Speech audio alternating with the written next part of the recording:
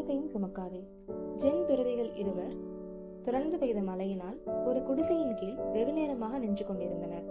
மழை நின்றதும் தங்களது இருப்பிடத்தை நோக்கி நகர்ந்து செல்லும் போது வழியில் ஒரு அழகான இளம்பெண் சாலையை கடக்க முடியாமல் தவித்துக் கொண்டிருந்தாள்.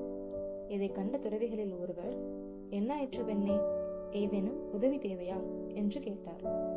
பதிலுக்கு அந்த பெண், "நான் என் தோழியின் திருமணத்துக்கு செல்ல உள்ளேன். ஆனால் இந்த சாலை முழுவதும் சேரும் சகதியுமாக உள்ளது.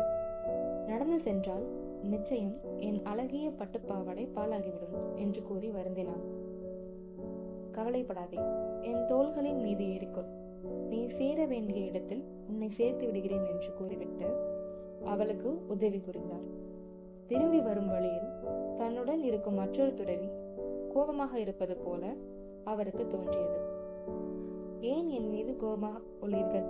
என்று கேட்க, அதற்கு அவர், "நான் ஒரு துறவி என்பதை மறந்துவிட்டு அந்த பெண்ணை எப்படி தொட்டு தூக்கலாம்? இது தவறானது என்று உங்களுக்கு தோன்றவில்லையா?" என்று கேட்டார். உதவி செய்த துறவி, "தூக்கிய அந்த பெண்ணை அப்போதே நான் இறக்கிவிட்டேன். நீங்கள்தான் அந்த சம்பவத்தை இறக்காமல் மனதில் சுமந்து கொண்டு இருக்கிறீர்கள்" என்று கூறிவிட்டு சென்று விட்டார். நாமும் நமது வாழ்வில் பிறர் ஏற்படுத்திய காயங்களை மனதில் தூக்கி கொண்டு செல்கின்றோம்.